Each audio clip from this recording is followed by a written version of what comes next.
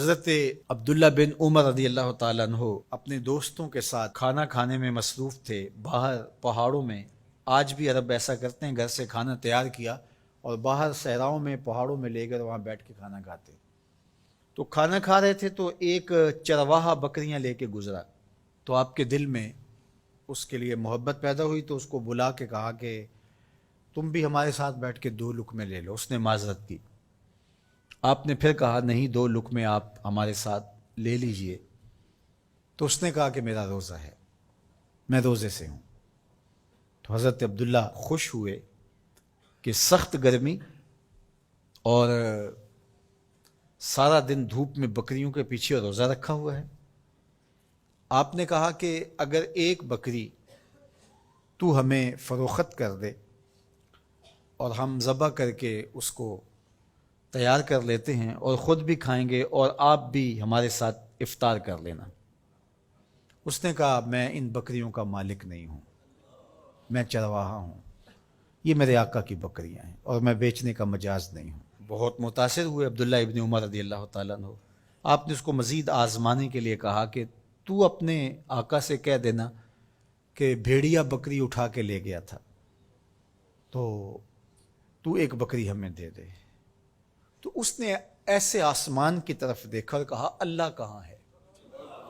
بس اس کا یہ انداز حضرت عبداللہ بن عمر کو اتنا بھا گیا، اتنا اچھا لگا کہ آپ جب یہ واقعہ سنایا کرتے تھے تو آنکھوں سے آنسو جاری ہو جاتے، اور فرماتے اس نے یوں انگلی کھڑی کی تھی اور آسمان کی طرف دیکھا تھا اور بار بار کہتا تھا اللہ کہاں ہے؟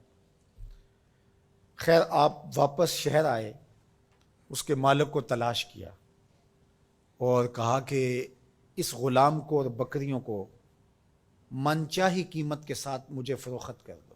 اس نے بکریاں اور غلام دونوں بیچ دیے۔ آپ نے غلام کو بلایا اور کہا کہ تو آج کے بعد آزاد ہے اور یہ بکریاں بھی تیری ملک ہوئیں۔ تیرے ایک جملے نے کہ اللہ کہاں ہے تیرے لیے آزادی کا مجدہ بنا دیا اس کو، اور میں تجھے ساتھ دعا بھی دیتا ہوں اللہ تجھے جہنم کی آگ سے بھی آزاد فرمائے۔ تو یہ یقین کہ میرا اللہ مجھے دیکھ رہا ہے، یہ اگر آپ کے ساتھ جڑ جاتا ہے تو پھر کسی کیمرے کسی سیکورٹی کی ضرورت نہیں ہے۔ یہ عقیدہ اتنا بڑا حصار ہے، عبادات میں بھی سرور دیتا ہے، اور یہ عقیدہ انسان کو گناہوں سے بھی محفوظ کرتا ہے اور بچاتا ہے۔ لیکن ہمارے رویے، اللہ تعالیٰ جل شانہ نے سورہ النساء کے اندر ارشاد فرمایا یستخفون من الناس ولا یستخفون من اللہ، کہ لوگوں سے تو پوشیدہ رہتے ہیں لیکن اللہ سے پوشیدہ نہیں رہتے۔ بلکہ ایک دوسرے موقع پہ ارشاد فرمایا سورہ الغافر کے اندر یعلم خائنۃ الاعین وما تخفی الصدور، جو آنکھ خیانت کرتی ہے اللہ اس کو بھی دیکھتا ہے، اور جو سینوں میں پوشیدہ ہوتا ہے اللہ اس کو بھی دیکھتا ہے۔ جو چیزیں سوچ میں پیدا ہوتی ہیں، جو بطور وسوسہ آتی ہیں، تمہارا رب اسے بھی دیکھ رہا ہوتا ہے۔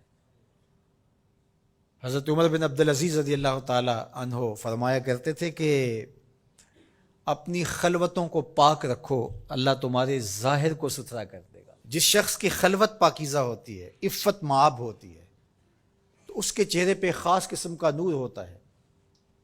جو راتوں کی تنہائیوں میں اٹھ کے عبادت کرتا ہے اور اللہ کے حضور وہ الہاء زاری کرتا ہے، تو دن چڑھے اس کے چہرے کے اوپر اللہ تعالیٰ ایک خاص نور پیدا کرتا ہے جس سے لوگوں کو سرور ملتا ہے اور لوگوں کے دل میں اس کے لیے محبت پیدا ہوتی ہے۔ اور جو تنہائیوں میں جرم کرتا ہے، گناہ کرتا ہے، اور لوگوں کی نظر میں کوئی ایسی چیز ہوتی بھی نہیں ہے، تو لوگوں کے دل میں اس کے لیے نفرت پیدا کر دی جاتی ہے، لوگ اس سے دور ہٹنا شروع ہو جاتے ہیں۔ یہ دلوں کے سودے ہیں۔ تو اس لیے اپنی خلوتوں کو پاکیزہ کیجیے۔